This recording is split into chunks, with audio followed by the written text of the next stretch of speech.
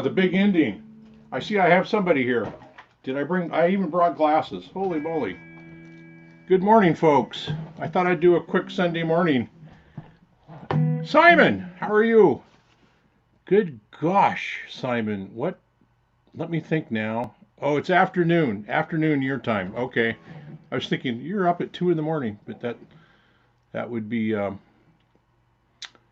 Andrew and Martin from Austria, Simon from the UK, George from. Are you in Florida, George? I know we just kind of met up. We just kind of subscribed to each other, I think. And Squier Telecaster, I watched a couple, two or three of your videos, and I wish you'd do another live stream. I liked your live stream. It was fun. And you did an original song here this last week that was just great. So I'm playing a Highway 1. I've been complaining, saying, I don't know why I never bought. I have too many guitars. Why did I never buy a Stratocaster with humbuckers? And I knew I had a Highway 1. I just forgot. I hadn't played it in so long. That I forgot it had humbuckers. And so way back in one of my closets, I usually keep most of the guitars in storage, in a storage like unit that I have. So, and I keep one Strat back. Apparently I wanted to keep this one back sometime back and just never. It's got that big old head that I don't care. Anyway, it's a Highway 1. Laurie, hello, welcome. Yeah, George, you're in Florida. Yeah. Wow. I remind me of my dad when we first had TV. We lived way out in a town called Walla Walla, where there were no TV stations. So if we could pick up a channel out of Spokane or somewhere, Ian, remind me. I'm thinking you're also UK, as I recall. I always ask everybody. I'm up in Oregon, by the way. I always ask everybody. Yeah, I got the coffee right over here. So,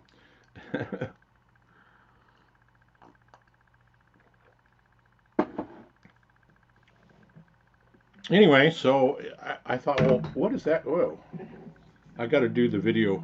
I have my bass right here. I got to do the video on it and get rid of it and put it away.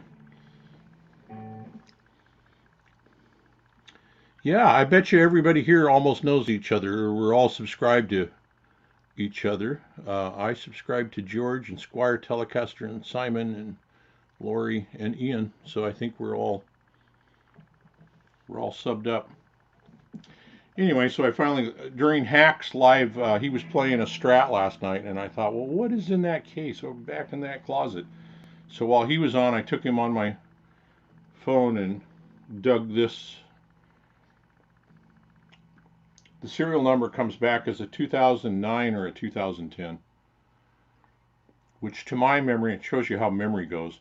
To my memory, I bought it used, but clearly, if somebody had bought it, they would have taken all the cello wrap off the pick guard and removed all the stickers and all that stuff. And I got enough. I don't know if anybody's old enough here to know who Pearl Bailey is, but Minnie Pearl. Anyway, I got just enough of her in that I always leave that stuff on until it has to come off. So anyway, I forgot how much I really like this guitar. It's a matte finish and with a humbucker. So that was, I was thinking, well, maybe I need one more Strat. Anyway, so thank you, Hack, wherever you may be. Of course, I got some terrible tones on here for bluesy stuff.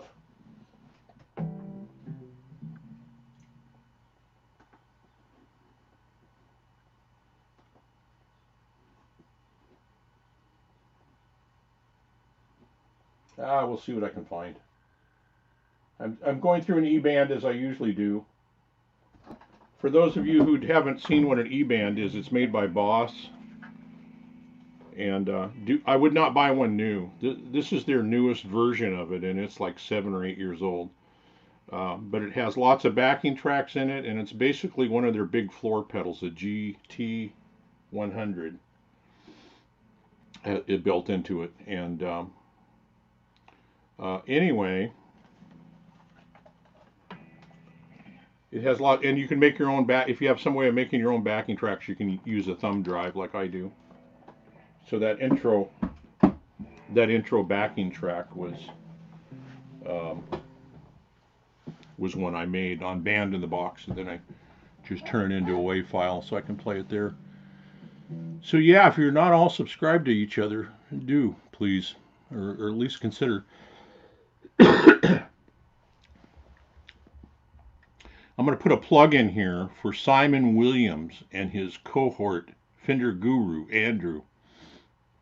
They have most Saturday nights a late night because Andrew's in New Zealand and Simon is in UK. They have a fairly late night, and I'm West Coast, so it's fairly late night. But you can watch it on rerun, and they always just have a really good conversation. Starting off with usually the UK, the British blues movement from the '60s and moving into the '70s, um, and we got to see Andrew's new Marshall Bluesbreaker reissue amplifier last night, and next week I think we get to hear it. So, what did I do? I didn't change anything. On the Boss backing tracks, I get copyright claims because people actually record over them and then sell them to CD Baby as original material. So when you use the Boss backing tracks, they claim it's somebody else's material. So far I've appealed all the copyright claims, and so far all the ones I've appealed I've won. Q! Oh dear Lord, yeah.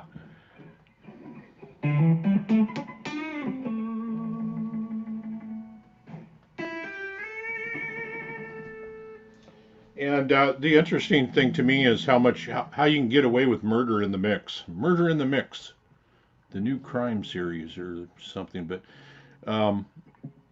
as bad as that sounds to me, I don't know how it's coming across, but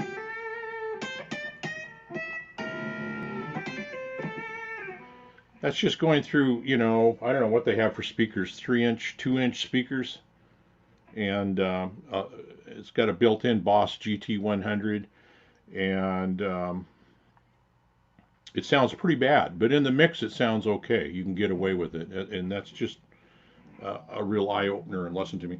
Anyway, on the E-band, I would not buy one new because they're due to upgrade it with all the Katana and Wazacraft stuff that's come out, and that version is about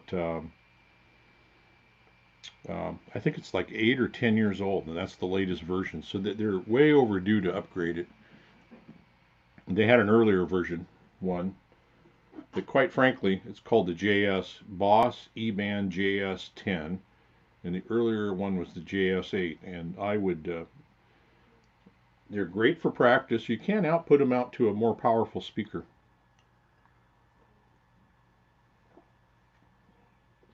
Laurie, where are you at? I know Q's in Louisville. Martin in Austria. I just have a fascination. I didn't end my thought, I don't think. My dad was always in search of a TV station back when I was a little kid. Just if we could get one and watch it for an afternoon, that was a real treat. And so to me, the internet has that feel of like listening to ham radio from all around the world or something. And because Simon is from the UK, Ian, I think, did Ian answer? I think he's from UK, is he not?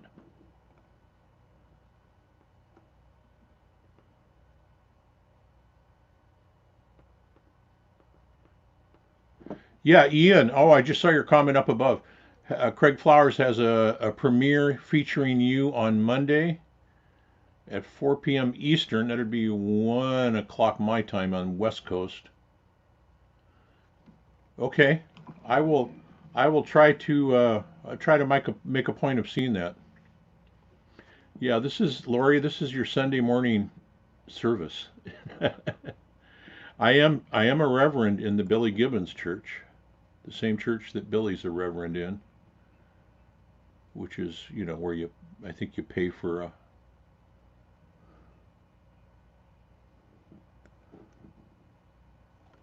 Oh, you're in Massachusetts. Okay, so we got Massachusetts and Florida. We got all the coast covered almost. Yeah. Oh, south of Boston. Well, Lori, around your area, one of my favorite guitarists is from Malden, Boston area, named Johnny A.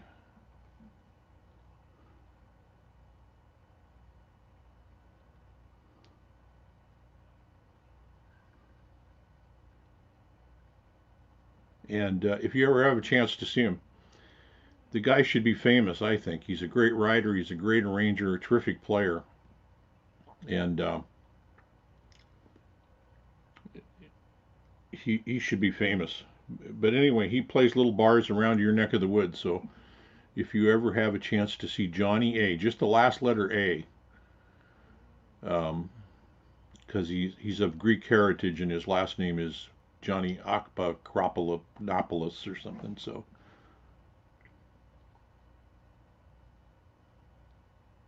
yeah, I'm at 7 a.m. Yeah, yeah, yeah. I do these kind of early in case there's any West Coasters up and at 'em, they can join. But I figure I don't want to take up everybody's Sunday. So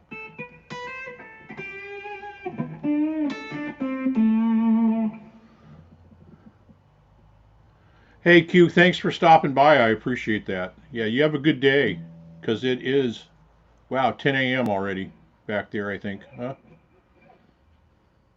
I think you're Eastern time.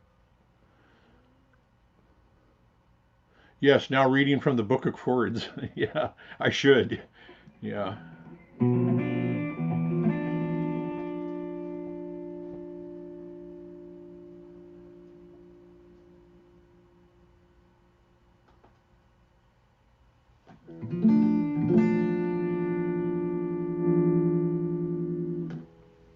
The B minor seventh flat five.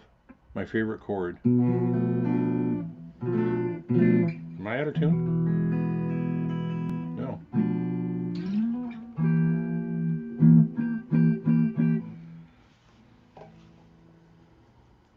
Yeah, time to take some tea.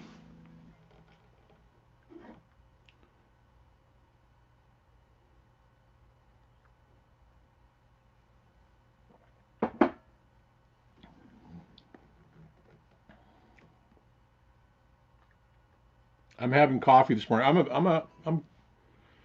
I haven't had it for quite a while, but I used to be quite a tea drinker. So with cream.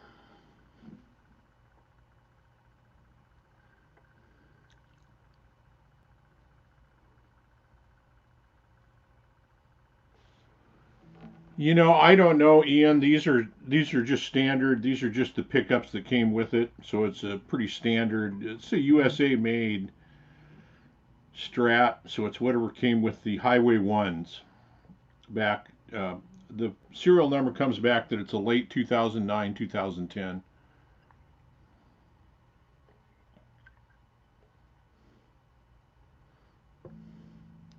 with a shot of bourbon. Really. Did anybody see Steve from Boston? And he was playing a new guitar that's on the market called bootlegger guitars. That when you buy one, you get a flask with it. So, not being a drinker, that's not much of a sales item for me. Oh, and the bridge. There again, it's just the humbucker that came with it. I'm not particularly fond of.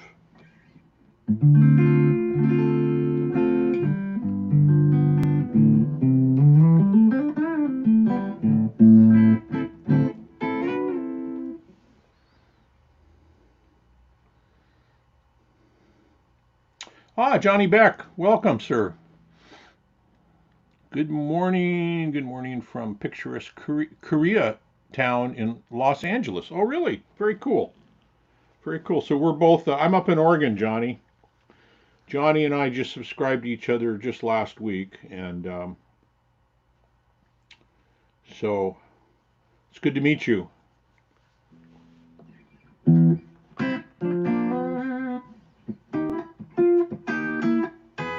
Yeah, she's, my fingers are not awake this morning. Hank Hill.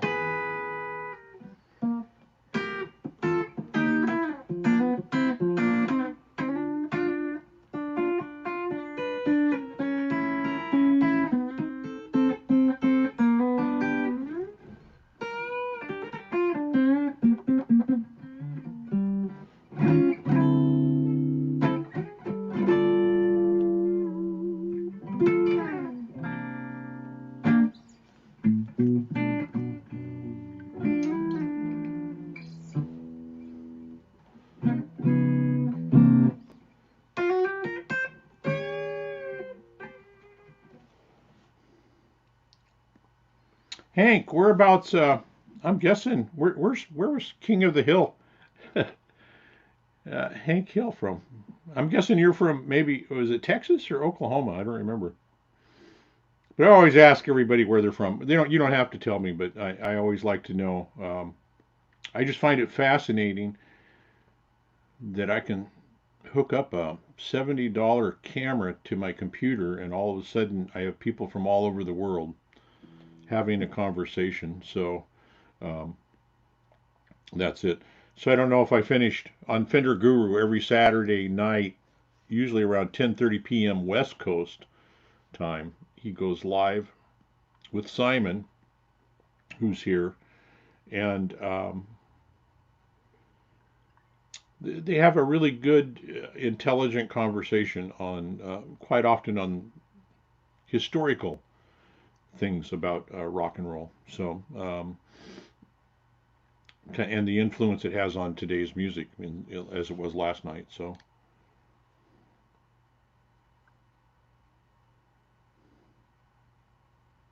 Arizona, okay, okay, yeah, okay. He was from Texas, yeah.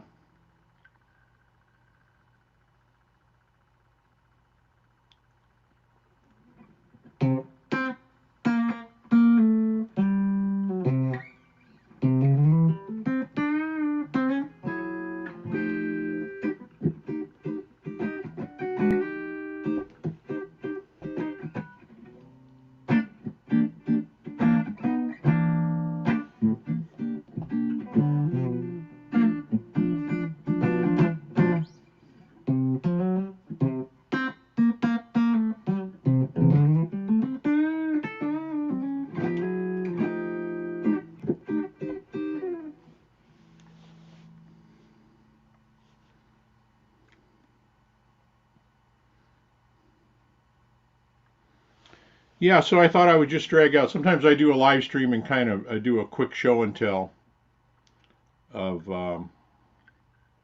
what's coming up. And so I drug uh, I drug the Highway One out. They're really good. I don't know what they go for used. I think they were about 1,000 new for a USA Strat back in the day, and that was 10 years ago. Well, they made them for a few years. I think they started making them around 2005 or so and made them for 5 years. But they were cheaper because they don't have the really good high gloss finish. And I don't know enough. I don't know if they all came with humbuckers or not. I don't know the history well enough. So anyway, so that's going to be, I'm going to do a video on that.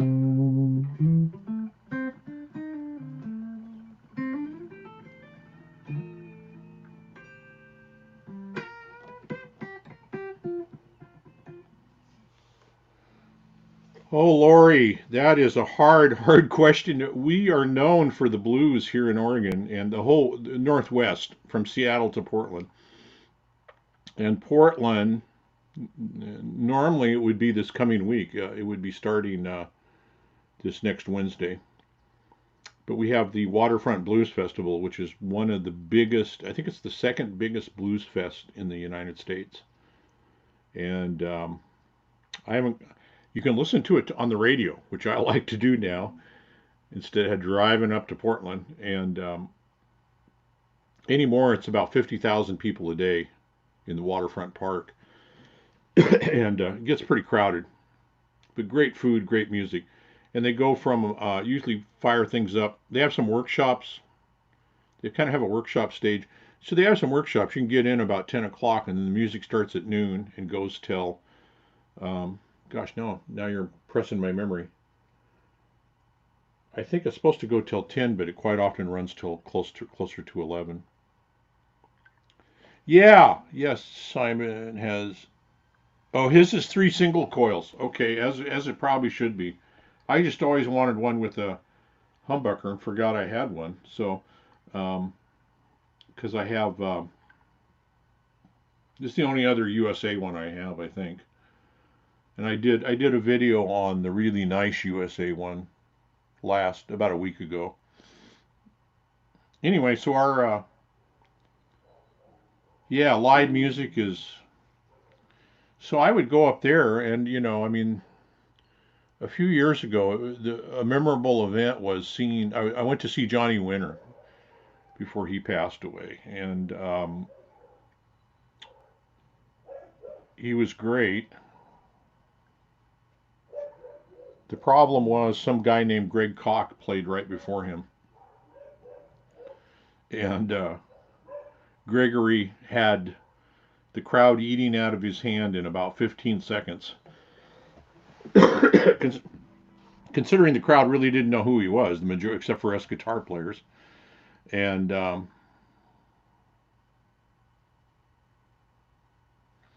it was about 600 pounds there in the UK. So back then, that's probably about I think back then maybe. So maybe 800 and some. I don't remember. I don't remember. Like I said, my memory tells me I bought it used, but I know that's not. Nobody else is goofy like me and leaves all the stuff on the face of the guitar. So yeah, so I mean, Johnny Winter was great, but during the whole time I just kept thinking about who I'd seen on the South stage or the North stage, and like, wow, that guy Greg was so good. I'd seen Greg before, actually briefly met him. Uh, him and Roscoe Beck. He interviewed Roscoe Beck. If we have any bass players in the crowd this week, and his interviews were really good. You thought he might fall over? Well, probably due to substance, other stuff. In my case, he looked like he was going to perhaps fall over because of age and declining health, and he actually passed away I think about a year and a half, 2 years after I saw him. Rockin' Dave. Oh, you got to meet him too? Yeah. Yeah, we had 2 very intimate small events with him. One was we have this thing called the Iris Festival, excuse me, in Kaiser, Oregon, little town, little suburb of Salem. Don't, I hope they didn't hear me say that because they hate that, I think. But anyway, they played live for the Fender Roadshow with Roscoe Beck on bass. And they were demonstrating all the amps and possibilities of Fender. I think at that time Roscoe had just come out with a signature bass, and Greg was showing off some new digital Fender amp, a big thing. Um, yeah, he like a house of fire. You're right. The guy gets so out there so quick. He goes from 0 to 80 in no time.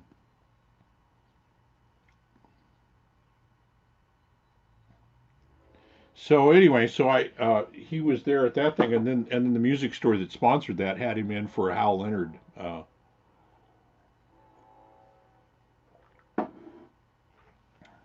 showing off his Hal Leonard books and DVDs and all that kind of stuff. So that was kind of cool. So I got to kind of see him 3 times. Anyway, our Blues Fest, which would be happening over the 4th of July weekend, runs for, um, I've not looked at, if the 4th falls on, only if the 4th falls on a Wednesday. When is the 4th this year? The 4th is on Saturday. So normally, so this year it would run just 4 days from the 1st through the 4th. No, it would run from the 2nd through the 5th Sunday. Yeah. And they just have 2 stages, and they just start at 12 noon and go till 10 p.m. with stages back and forth with some pretty big names. But the trick there is you go and hear, one of my favorites was to go and hear a fellow that I had his CDs and nobody knew who I was talking about, named Melvin Taylor from Chicago. And he's just a fantastic player, and he plays at a little restaurant called Roses in Chicago, and not much else. And so for him to go out on the road and hit the Blues Fest was pretty cool to see him live. And so sometimes it's real small name people that nobody knows who they are. They even have a I think they call it the front porch stage. It always reminds me that it's really the back porch. They don't want people to feel less back there. But I saw, what's the blues player? Papa Chubby? Is that his name? From New Orleans. You know, nobody knew who he was. He was just great. And I saw, and they throw in some non-blues. I saw Monty Montgomery there too. And if you don't know, and he was like apologetic. I don't know why I'm here. I'm not a blues guy. But he really, at his heart, has a ton of blues. If you've never heard Monty Montgomery, go take a listen to him on YouTube here. And he plays an acoustic guitar that's plugged in and driven. I don't know what he uses. It's like a tube screamer with an acoustic. You sold a shirt to Eric Clapton in '87.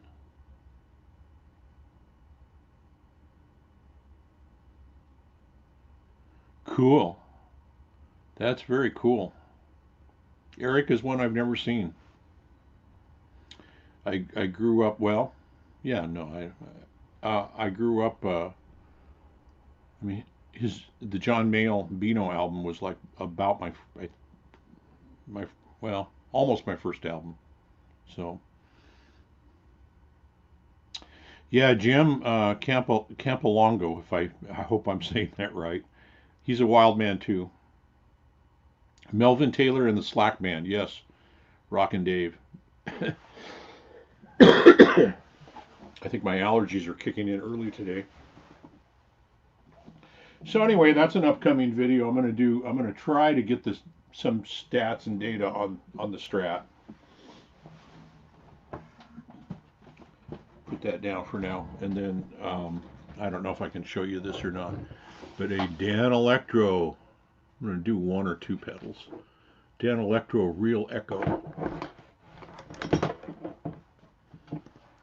Got too many pedals hooked up here. Anyway, that's the Dan Electro Real Echo. There again, I would not buy one, especially if you play live. They're very solidly built, but I don't know if they would hold up to the torture of playing live.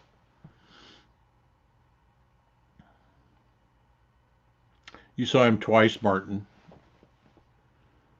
Yeah, I think he's kind of downsizing or reducing his. Oh, at one point he said he was going to retire.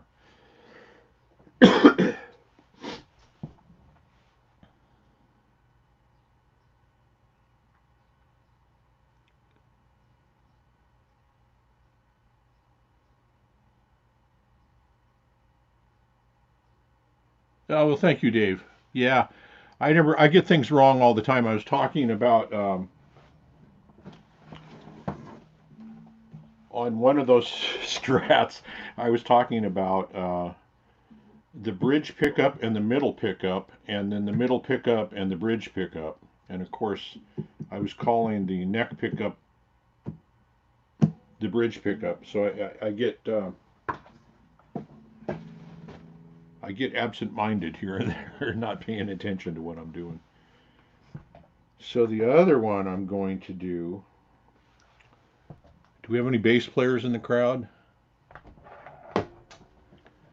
Because this is a stand-up bass that hooks onto a tripod. And I'll play it like a regular bass.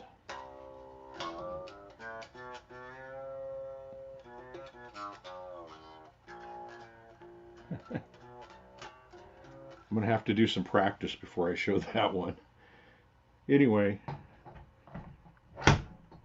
that was one. That's a homemade small a guy that did them and made them in his garage and became quite well known around at least our area.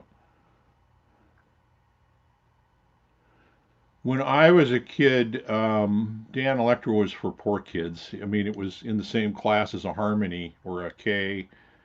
Um, I did, Simon. Yeah, I think I don't know if I did the show and tell there or not, but yeah. Anyway, that bass was made in a little town south of me by a fella in his garage called a Mose Sparrow. And Mose, and I can feel some roughness on one of the nylon strings, and yeah, it's a fretless. Yeah. Mose, I don't know where he came up with the name. I don't know if it was Mose Sparrow. Mose was his grandson. That I know. I remember him telling me that. It's really.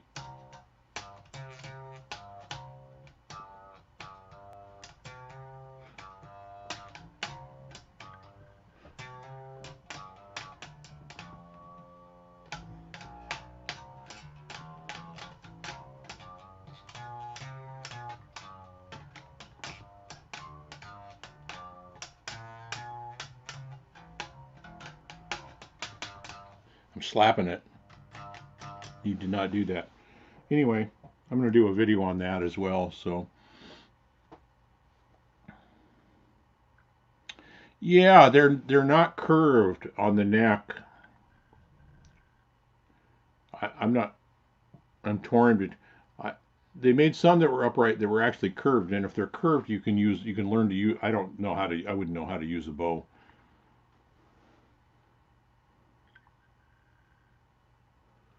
Yeah, yeah, Dave, exactly right. That's what the idea was. I think when he made them, he made regular basses as well, and he became quite well known around our region. And I see him on Reverb off and on. I never ever have seen this model though ever again. It's some real weird exotic wood.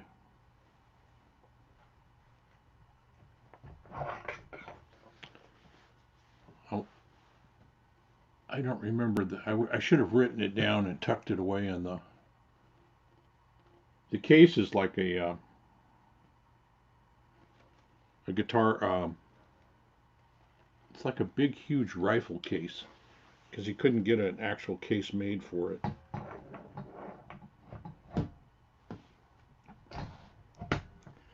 But it plays really well. It came, I think, when he bought the neck, or I don't know if he built the neck or where he got the neck, but had the truss rod completely screwed down. So after about a year, that neck had a back bow to it and became unplayable. The, yeah, those are nylon strings. Yes. I don't think they're actually coated. I think they're all nylon. They're the labellas.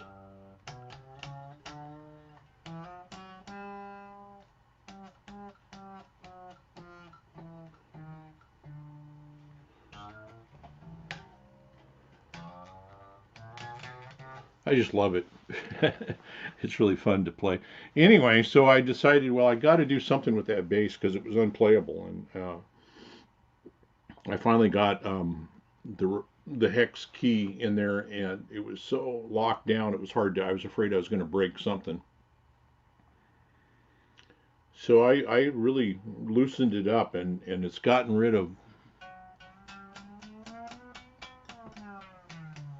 most of the buzz. On a neck this big, I found you don't just adjust them and call it good. You have to adjust them and wait. I actually waited, it's been about a month now. But even 2 weeks ago, there was still a little buzz in it, so I'm just waiting to see if it.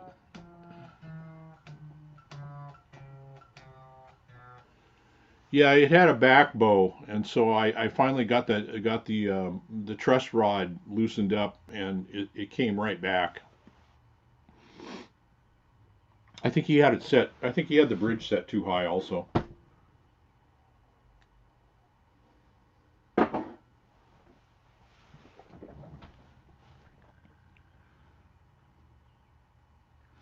Yeah, the case is definitely. I'm quite sure it's not made for the instrument. He tried to cut out the foam as best he could. It's a gun case of some sort, I think. It's a really long gun case, so yeah. If I was playing on a boat, I could use it as a paddle.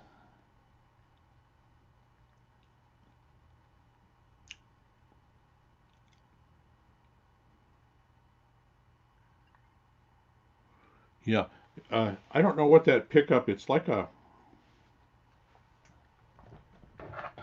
I'm boring you all with bass talk now. I mean, it looks like an old. It's like a single coil, and it looks almost like some sort of a P90 for bass or something. And I never really. I just played it, fell in love with it. He was closing down and going out of business.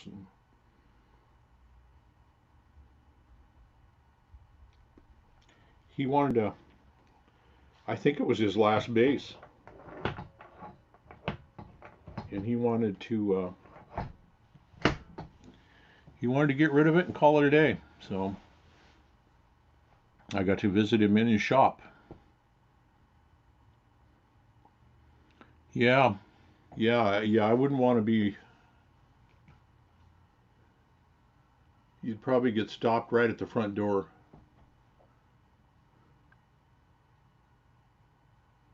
I don't know what type of tuners those are, but they're of course basses tend to be more stable anyway, and you can tune this and you're good for the next month. You know.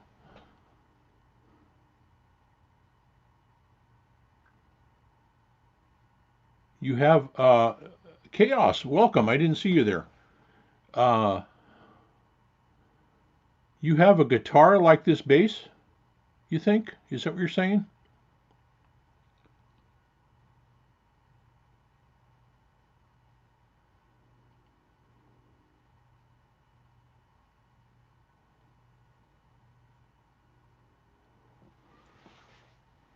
Good question, Dave.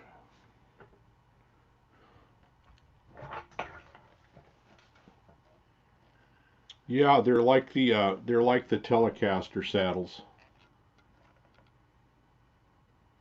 You know. So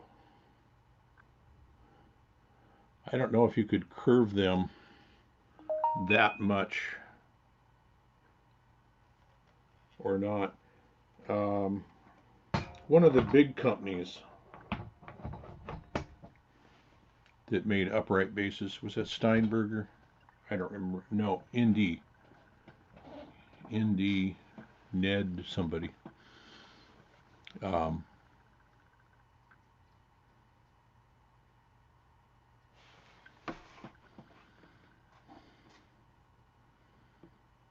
I don't, Janice, offhand, I don't remember I'm talking about You by the Stones.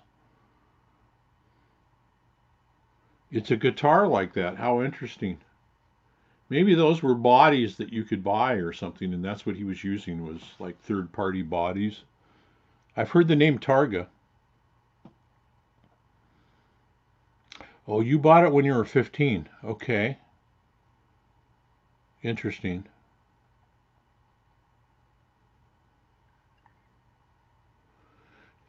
Yeah, he didn't say where he got parts or where he did. I know he made the bodies on his own, and I don't think he made the pickups, but when he got the pickups, he did all the wiring, and he pretty much assembled them, but he handpicked the woods on what he wanted.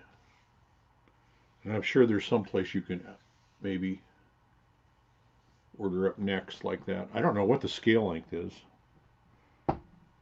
52. I don't. It's you know. Oh, it's a one piece. Yeah, he sandwiched this one with a real exotic wood on top, and I don't remember what the wood on the bottom was, but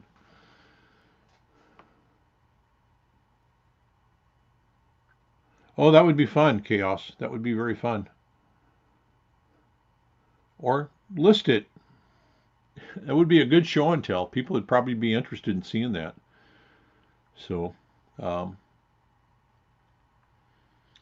do feel free to list it. So that's I think that's about it for what's coming up here in the next short time. I keep thinking about doing more pedals, but I think everybody for most of the pedals I have, they're ones that where there's 100 videos already on YouTube. Um, TC electronic and stuff like that. I figured the Dan Electro pedals are kind of a novelty, and some of them, oddly enough, don't have that many videos. So, um,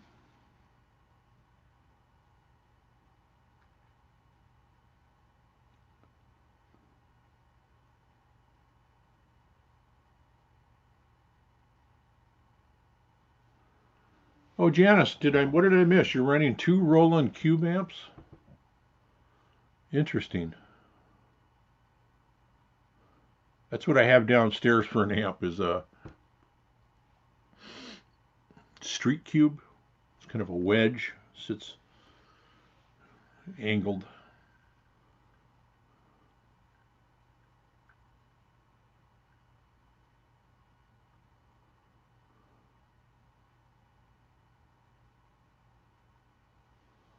Well, I would be interested in seeing that, Chaos. I always love the history of what year do you think it was made?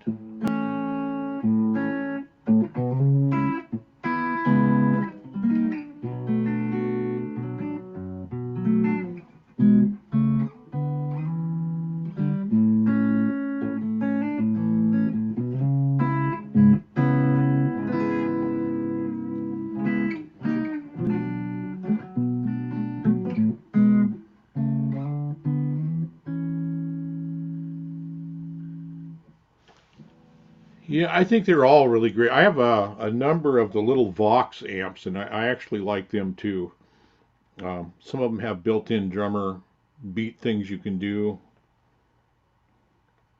Actually, years ago, I bought one of the early ones, the Vox DA5, and it sounded like a practice amp. It was pretty crummy sounding, not a full flavored amp by any means. But the darn thing came with a line out, and when I first started recording, doing home recording, George, thank you for stopping by. I appreciate that.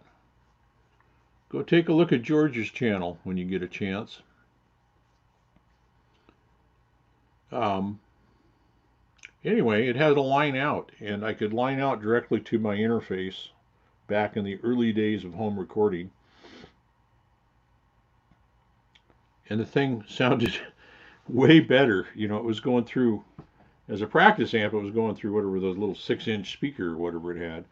But going the line out, it was going direct, and it sounded good. And I keep thinking I'm just going to go back to that especially for the heavy overdriven stuff. It really sounded.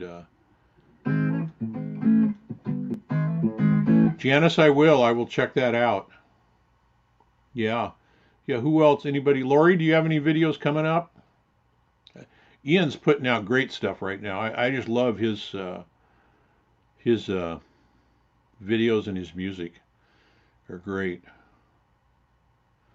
So I say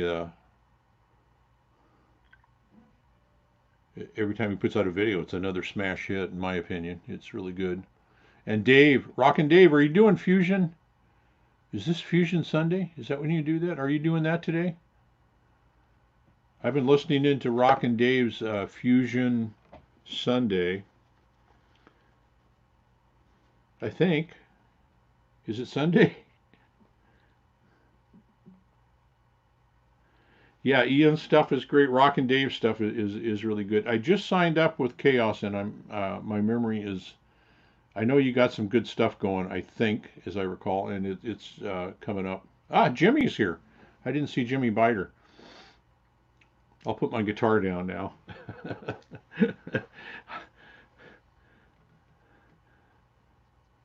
Jimmy, Jimmy, if you would, how would you describe yourself? I think it would be shredder, but to me, and I listen to a lot of shredder type of music, and here I've heard, and I don't care for it at all. Your stuff has an element of, I always say, has a fusion element, and it's probably some of the stuff you did with Satriani stuff. So, George, you have a good day also. And so Jimmy is a phenomenal player on recovery from shoulder surgery right now, so probably not playing. But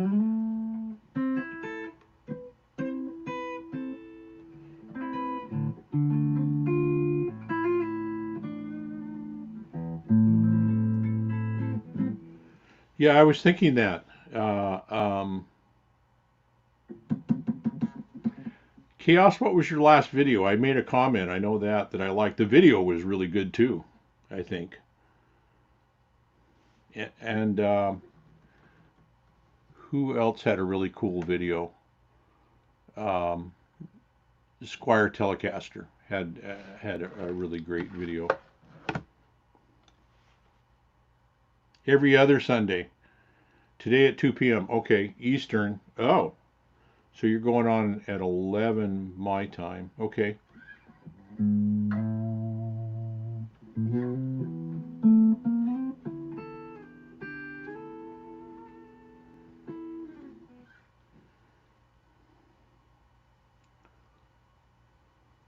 Yeah, I remember I made a comment and I was trying to remember the video. I am not creative at making videos. I've been a photographer since I was a kid, along with being a musician, and I'm a pretty good photographer, but I don't have that sense of putting actual video together. And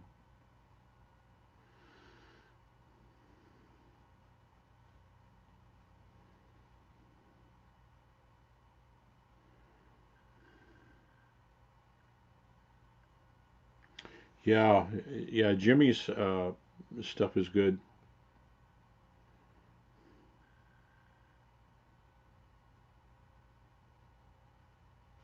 I missed something there, Johnny. Talking About You by Charles Berry.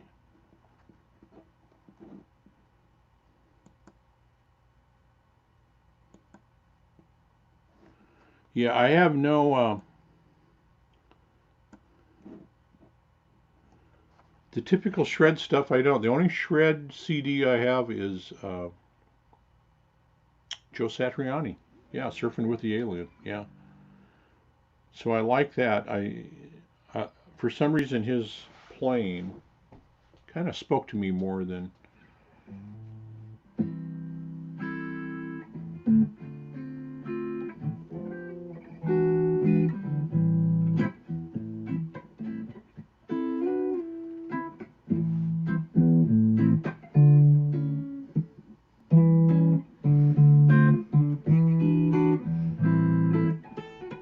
Yeah, my fingers don't wake up till like 5 in the afternoon.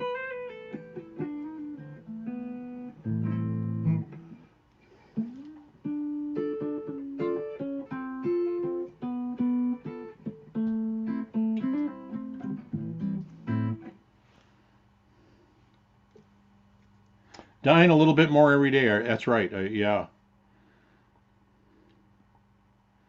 Yeah, no, it was dying a little bit more every day. It was I think I saw the other one, the bullying. I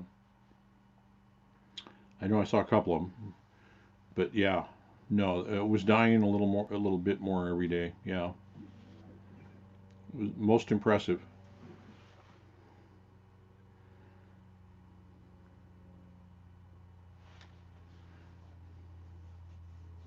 I like Ian's stuff. You're not old enough, Ian, but there's something about your music that reminds me a little bit of music from my youth, although it's not.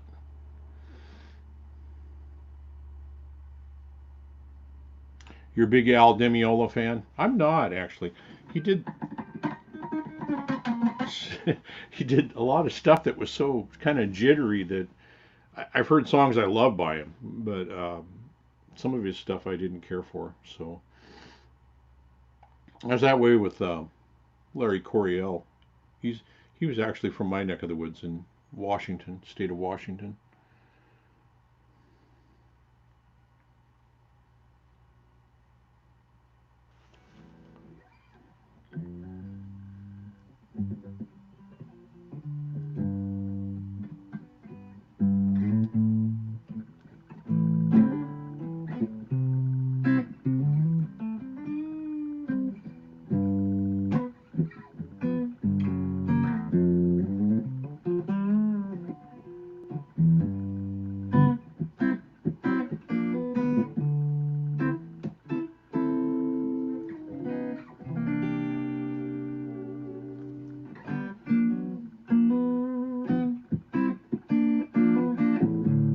You're 56, so I had no idea.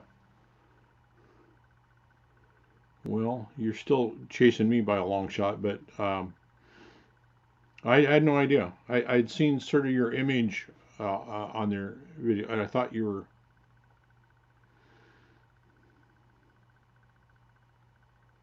maybe 36.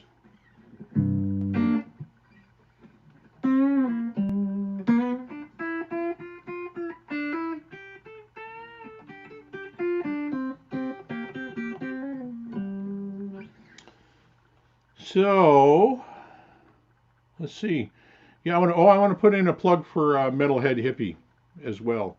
He's doing that thing on Sunday night, so later tonight, where he shows other people's videos. And if you haven't gone there and seen it, go there and watch. It's really interesting. I don't think he liked it, but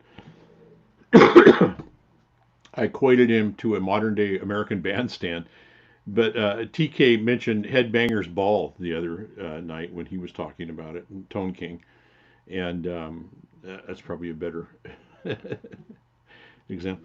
But he oh,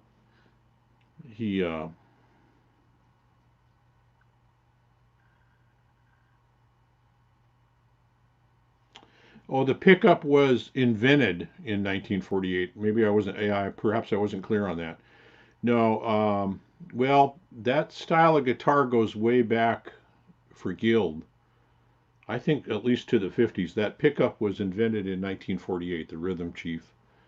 And for a long, when I was a kid, you could not buy a guitar with a Rhythm Chief. They had moved on. You know, all jazz players wanted humbuckers, and or well, even back then, you couldn't buy a Charlie Christian pickup. You know, now they use those from the Charlie Christian, the ES 150.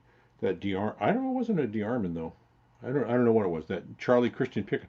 Now people use them in their Telecasters. So, um, Half-Ace, how are you?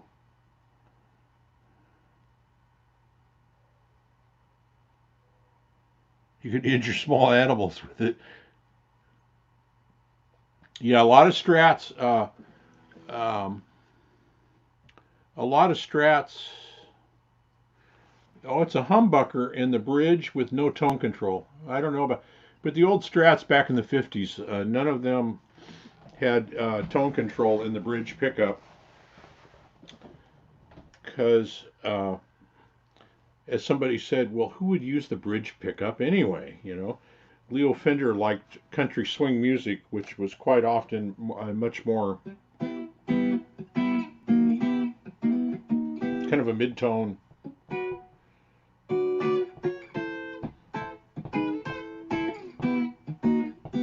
Anyway, he liked country swing music, and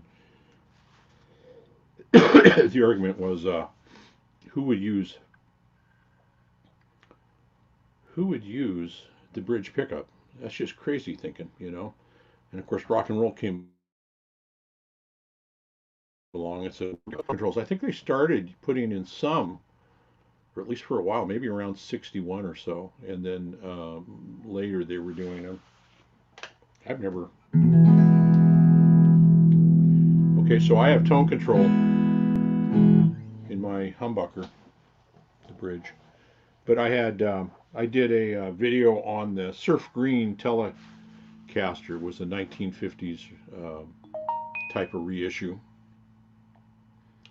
and yeah, no tone control in the bridge at all. And I've seen on some blogs that people are saying, yeah, my tone control broke too, and it's not that they're broken; they just don't. They're not. They just don't work on the bridge. You can. There's a schematic out there if you're into doing your own stuff. You can probably have it done, but for making for having tone on the bridge pickup.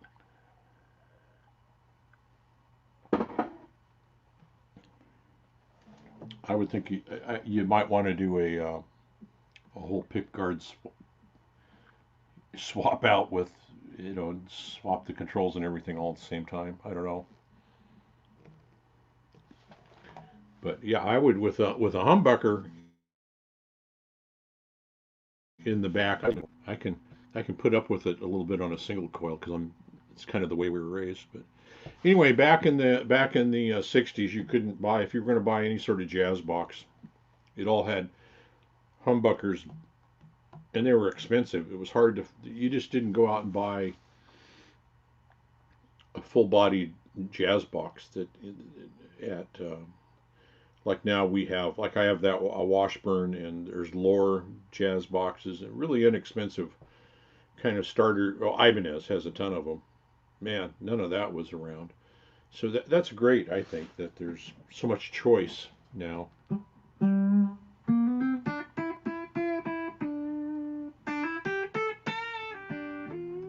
Ah, I never know how to say your name. I always call you Karsten, even though that's not your. But Carrefour is MNLN learning lead.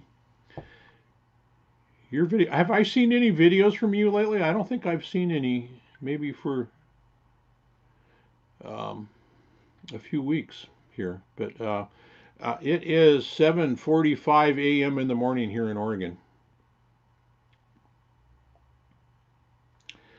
Yeah, I was real lucky as a kid, as a 13-year-old. I had two older brothers that played in a rock band in a pre-Beatles surf rock band, and one played lead and one played bass, and I learned kind of both instruments. When you're a kid, you can do that. You have that kid juice that just soaks up new stuff. So I learned bass and guitar pretty much at the same time, but I was primarily a bass player in my younger years.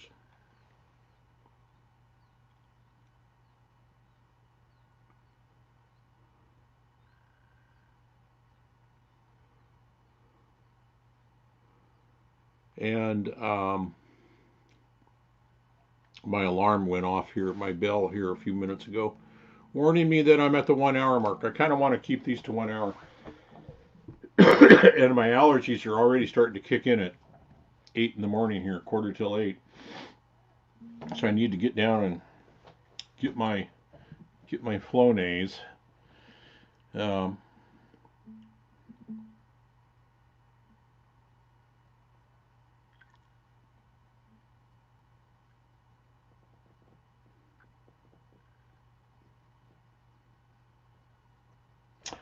okay, Karsten, and you did a video yesterday. I will go and watch that. Yeah, and Rock and Dave, I hope to see you. Yeah, the George Benson models on the Ibanez. There's a real inexpensive one for like 6.99, and then the next step up is 9.99, and of course you can go all the way up on those. But they look to be. Oh no, there's a George Benson. Maybe one of those is an inexpensive Metheny model. I don't. I don't remember. I just looked at them a few days ago. Joseph, how are you? Nice guild the other day. That's another one that's coming up. I didn't drag it out. But my other guild is a rockabilly guitar, and it's the same body as the jazz box I showed when that come out yesterday morning. PPR, good morning. People are coming in. Maybe I should do this an hour later.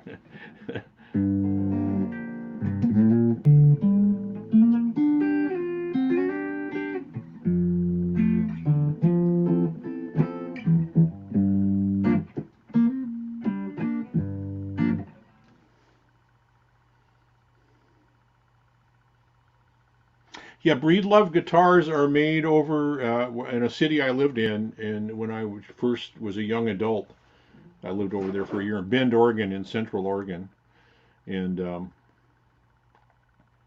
I've seen a lot of his guitars around, and I know he's making some imported ones that look really good and interesting at a reasonable price. His handmade ones can get really, really, I mean, they're beautiful pieces of art more than they are guitars, but Breedlove, I think, has an imported. Well, it's been about 5 or 6 years since I looked, so I don't know.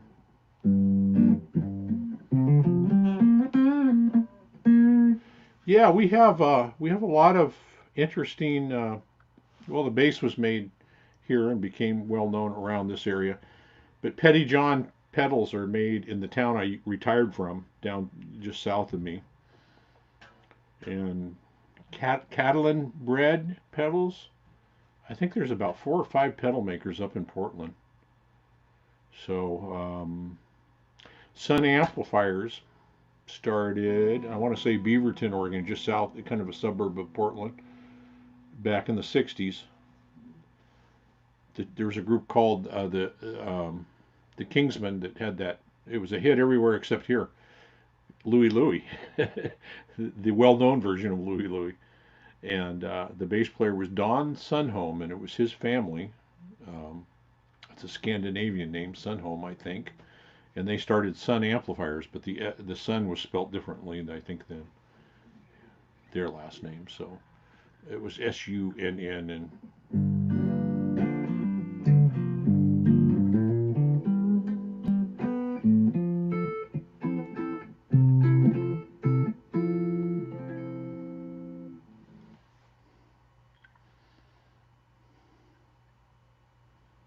it is the George Benson model. Yeah, yeah. I keep thinking about buying just one more jazz box, because if I do, then maybe I'll get serious about learning real jazz instead of pretend jazz. So you know, I just don't know what it would be. And I love the well, that Guild's the nicest one that I own right now. Those were when I bought that. That was $1,000. I think they're a little more now. But I love the old ES 150 style, the no cutaway style. I like that because I'm just amazed and impressed that Charlie Christian could fly all over the neck without having access way up high, and still I still can't copy him. I still can't mimic him properly.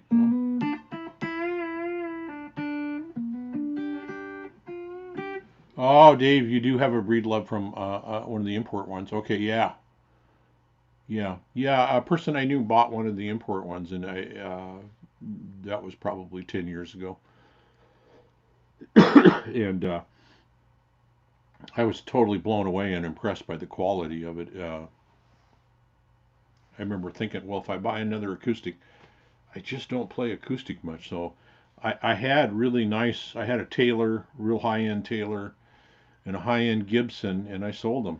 I don't do well when I buy nice guitars. I play them. I'm afraid I'm going to scratch them. I don't want to go to the beach. I better stay home and watch my guitars. And so I thought, boy, I don't enjoy. So I got rid of most of my guitars that were.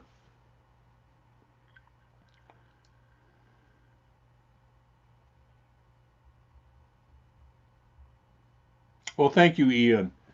That's very nice. I joke. I say I'm not a real jazz player. I only play one on YouTube. I mean, if you really, uh, I don't want to give away secrets, but my secret's real. Dave will tell you he knows theory stuff pretty good, and Jimmy and everybody. But I really am. I play major and minor pentatonics almost exclusively, and then if I do want something to sound jazzy, I'll throw in a major scale.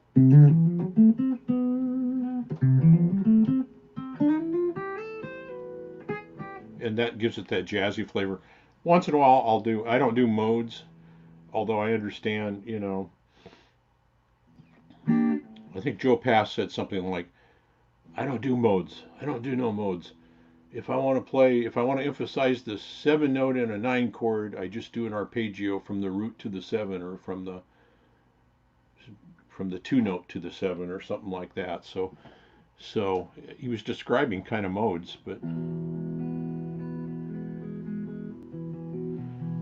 well, Karsten, you have a good day, and I will go check your video out. And in fact, I'm at 1 hour and 10 minutes, so I've got to run also here. I like doing these once in a while just to kind of check in and do a show and tell. So folks, I appreciate you stopping by. I'm going to I am going to check out here with, oh, I don't know what. We'll see.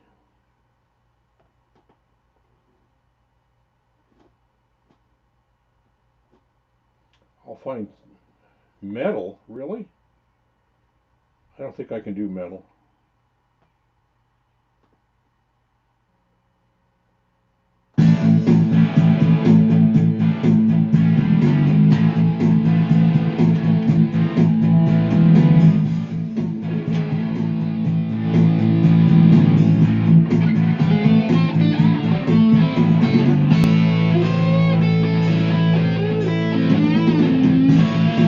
Still play minor pentatonics, right?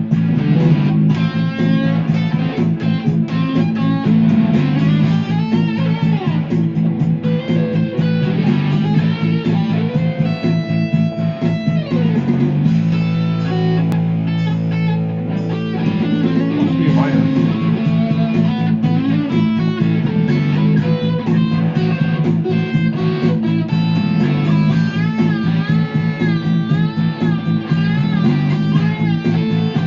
See you all in the chats, okay?